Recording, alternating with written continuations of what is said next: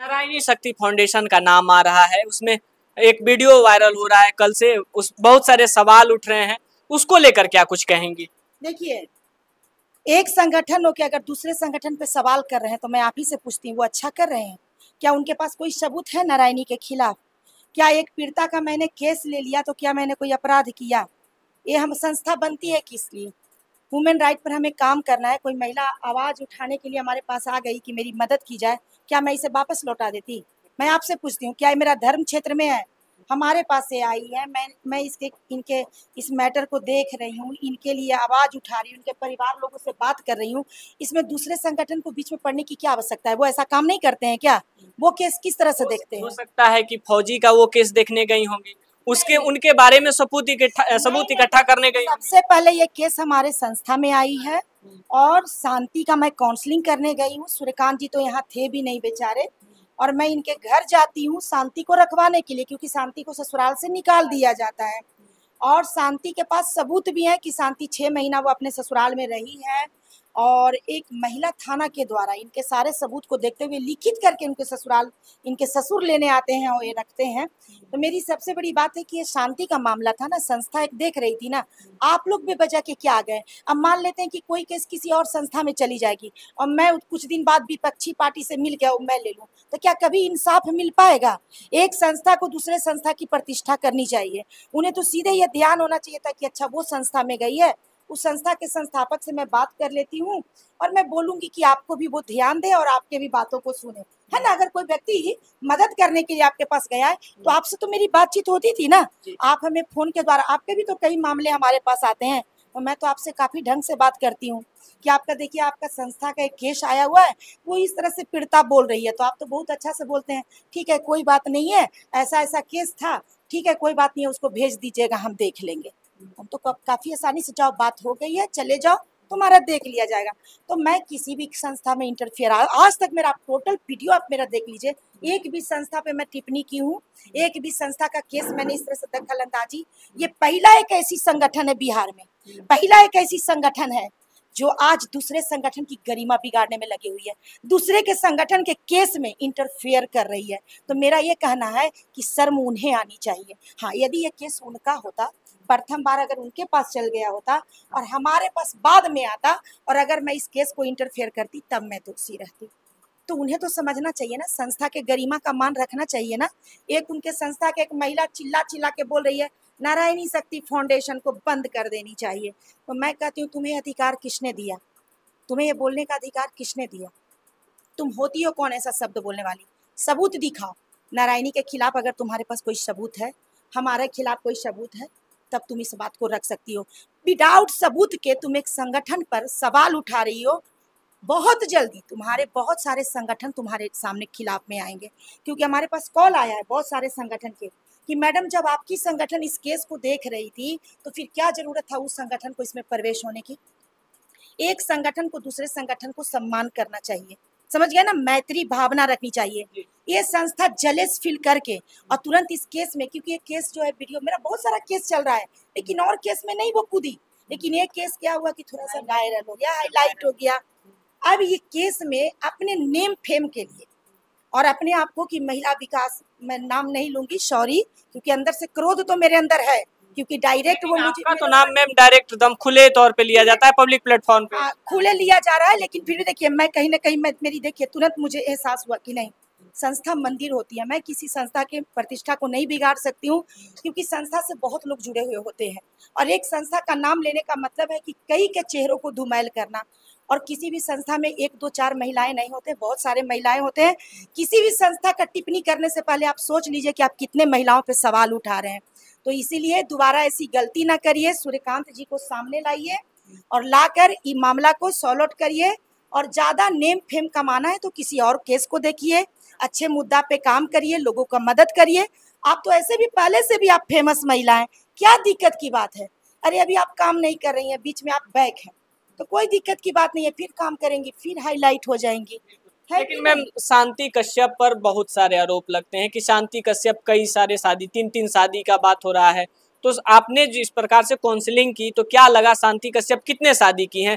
Theatre में dance करने वाली ने बताया जा रहा है इन सारी मैं चीजों पर आप जब काउंसलिंग की तो क्या पता चला? बात बार बार गलत चीजों का टिप्पणी करके कहीं ना कहीं एक महिला के सम्मान को बिगाड़ा जा रहा है, और नारायणी शक्ति फाउंडेशन की टोटल मेंबर इस चीज की निंदा कर रही है।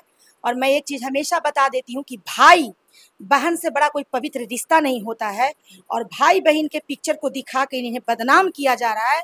इसके लिए उन महिलाओं को कहीं ना कहीं दंड संहिता में एक धारा भी है कि अगर आप किसी महिला को इस तरह से बदनाम करती हैं तो मानहानि का आप पे आरोप लगाया जा सकता है, क्योंकि आप लोगों को बिना विदाउट सबूत इस तरह के बातों को नहीं रखनी चाहिए थी। और पहले आप शांति से पूछ लेते कि ये जो फोटो है किसका है, शांति खुद ही बता देती। एक भाई बहन जैसे पवित्र रिश्ते को आप लोग धूमिल कर रहे हैं। आप लोग समाज सेवी के नाम पर कलंक हैं, और अपने आप में सुधार करें। नारायणी शक्ति फाउंडेशन आप जैसी महिलाओं की निंदा करती है कि एक महिला की गरिमा को आप लोग बिगाड़ रहे हैं। अभी हमारी संस्था में सूर्यकांत जी का मामला आया हुआ है। मैं कई बार सूर्यकांत जी को पर्सनल हो रही हूँ, कई बार मैं सूर्यकांत जी के फैमिली में जाके इंटरफेयर कर रही हूँ। मैं सूर्यकांत जी के कितने परिवार को मैं बदनाम कर रही हूँ, मैं क्या कर रही हूँ। मैं आज भी सूर्यकांत जी बोलती हूँ, और आप एक महिला को गंदा गंदा शब्द संबोधन कर रहे हैं सोशल मीडिया पर आकर। शर्म आनी चाहिए। नेम फेम कमाना है तो अच्छा काम करिए, अपने आप नेम फेम आपका बन जाएगा। किसी को कहा जाता है कि जब हम किसी पे उंगली उठाते हैं तो एक अंगुली आगे होती है और ये 3 अंगुली पीछे होती है। आज शांति आप लोग के नाम ले लेके और इतना रो रही है, इतना बेचैन होके बयान दे रही है। आज अगर आप लोग इसको नहीं बोले होते तो आज शांति आप लोग को भी नहीं बोली होती। तो आप पहल किए, शांति उसका अंत कर रही है। तो सबसे बड़ी बात है कि देखिए, किसी पर भी उंगली उठाने के पहले 100 बार सोच लीजिए कि क्या आप सलामत रह पाएंगे। कहा जाता है जिसके घर खुद ही शीशे के हो वो दूसरे के घर पे ढेला और पत्थर नहीं फेंका करते हैं। तो खुद को बचाइए। आप लोग भी बाल बच्चेदार हैं, शांति भी बाल बच्चेदार है। आप लोग शांति के बच्ची को सोशल मीडिया पे लाएं। आप लोग को शर्म नहीं आया कि एक बच्ची का पूरा भी भविष्य बचा हुआ है, इसकी माँ का नाम कहीं ना कहीं समाज के सामने धूमिल भी किया जा रहा है। उस बच्ची जब बच्ची स्कूल में जाएगी तो उस बच्ची का क्या रेपुटेशन रहेगा। तो सबसे बड़ी बात है कि आप लोग तो इतने बेशर्म हो चुके हैं कि आप लोग एक बच्ची को भी नहीं बकच रहे हैं। तो शर्म आती है। आप जैसी महिलाएं जिस तरह से आप लोग काम कर रही हैं, शर्म आती है आप लोगों के। अच्छा शांति जी, जो फोटो दिखाया जा रहा है जो कि आप अपने तरफ से बता रही हैं कि वो मेरा भाई है, वो आपके सगे भाई हैं? सगा भाई है, एक खून है, छोटा है हमसे 6-7-8 साल। लेकिन उसे आपका पति बताया जा रहा है। पति बताया ये इतना गिर चुकी हैं ये लोग। कोई दुश्मनी भी नहीं है, जो सच्चाई है चलो ना, सच्चाई हो तो ना। हम न्याय की लड़ाई लड़ने आए, इसमें हम थोड़ी वो करने आए। हम तो ये कह रहे सूर्यकांत आइए अपना भाई बात करिए, हम तुम्हारा फाइनल करिए, तुम भी अपना सुखी रहो हम भी सुखी रहो। शांति के मदद करने में जितना तुम्हें नारायणी शक्ति फाउंडेशन को बदनाम करना है, तुम अपनी पूरी शक्ति लगा लो। मैं शांति को नहीं छोड़ूंगी और मैं शांति के साथ खड़ी हूँ, क्योंकि मेरी संस्था गिरे को भी उठाने की काबिलियत रखती है। तुम जैसे महिला हमारे न संगठन में है, न हम लोग तुम लोग जैसे काम करते हैं। अच्छा, आप क्या चाहती हैं? क्या आपके बाबू जो सूर्यकांत जी हैं उनके साथ रहना चाहती हैं या फिर अलग हो जाना चाहती हैं? अलग तो किसी हाल में नहीं होंगे। नहीं, मैं साथ में रहूंगी। नहीं, मैं रह नहीं सकती हूँ। मैं साथ में रहूंगी, कहीं भी रहूंगी, साथ में रहूंगी। कहीं भी मतलब कहीं भी रह जाएंगी? हाँ, साथ में रहूंगी, चाहे भी जंगल हो, रोड हो, खेत हो, साथ में रहूंगी। मतलब दुख तकलीफ में। हाँ, अगर नहीं रखेंगे सूर्यकांत जी तब क्या करेंगी? तो फिर ऐसे बढ़े जैसे भर रहे हैं भरे, ऐसे नहीं। मैं ऐसे ही नाम जोड़ती रहूंगी जिंदगी भर, जब तक जीऊंगी।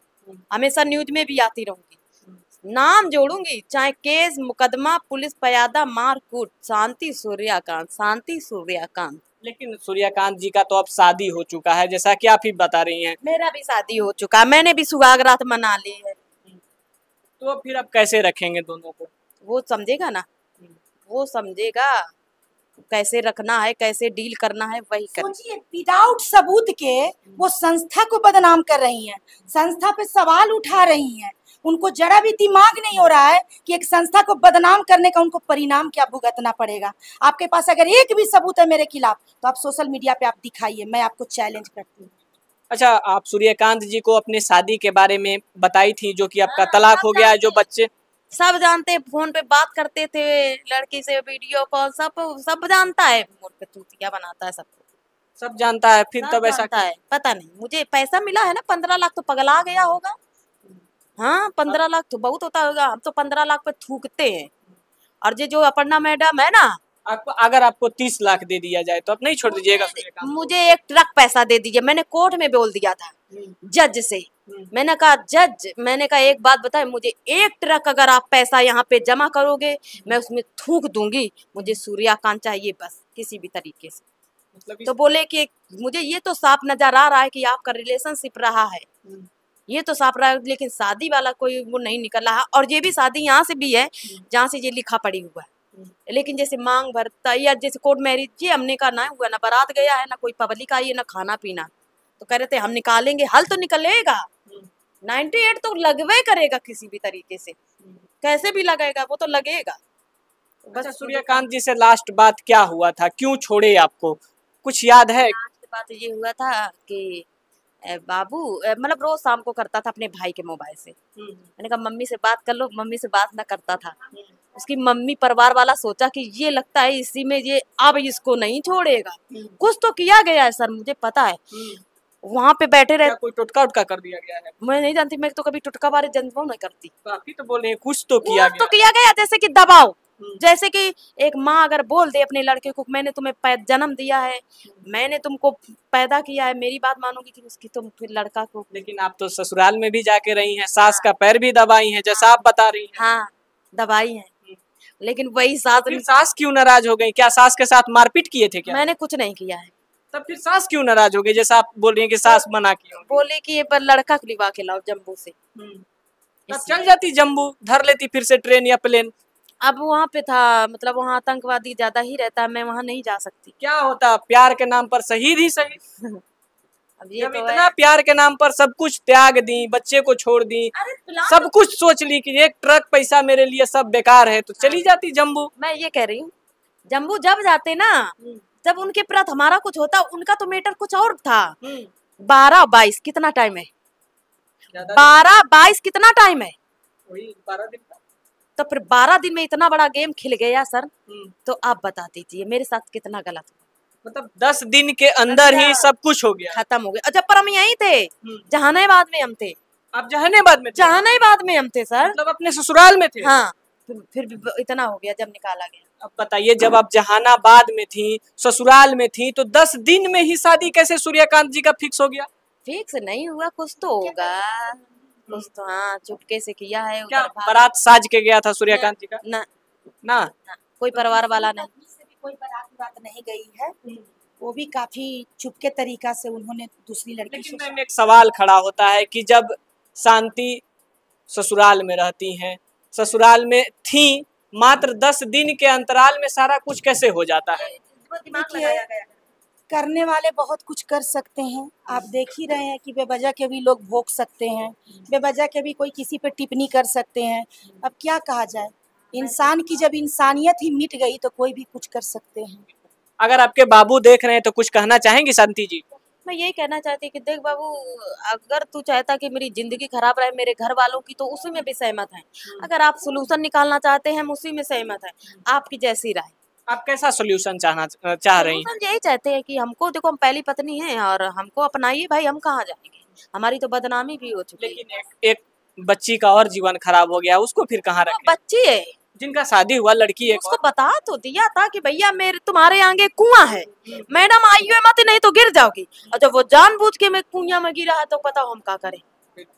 जब हम तुम्हें होशियार कर दिए, वो लड़की इतना भी बोलती तुम्हारे साथ आते थे, सोते थे, वो भी हमें बताते थे, तो वो लड़की कितनी गिरी हुई है, उसने शादी क्यों कर ली? आपके बाबू बताए थे उसको? वो बता रही लड़की कि जब तुम्हारे पास रहते थे, पढ़ते थे, सोते थे, हमें सब बताते थे, अब ये शादी क्यों की, अब आप ही निकाल दीजिए। चलिए, तो वो तो दर्शक बताएंगे। लास्ट में कुछ कहना चाहेंगे जो आपको? लास्ट में किसके लिए? सूर्यकांत बाबू जी के लिए। अब सूर्यकांत बाबू के लिए, जिनको बाबू बाबू कह रही हैं। मैं उनसे यही बोलना चाहती हूँ कि देखो, तुम्हें उधर कबर करे, हमें इधर करे, हम लोग कोई ना ऐसा सोल्यूशन निकालने, बैठ के निकाल ले तो वही सही है। और हम तुम्हारे बारे में भी चाहती हैं कि बैठ के सोल्यूशन हो जाए? बैठ के सोल्यूशन हो जाए और कोई मीडियाबाजी नहीं होगी, कोई कुछ नहीं होगा। बिल्कुल। बाकी आप लोगों का क्या प्रतिक्रिया है, अपना राय कमेंट बॉक्स में जरूर दीजिएगा। सूर्यकांत जी अगर देख रहे हैं तो आपकी धर्मपत्नी जो बता रही हैं शांति जी, आइए एक बार बैठ के सॉल्यूशन कर लीजिए। बाकी आप अपना प्रतिक्रिया कमेंट बॉक्स में जरूर दीजिएगा। फिर मिलते हैं एक और अपडेट के साथ, तब तक के लिए जय हिंद।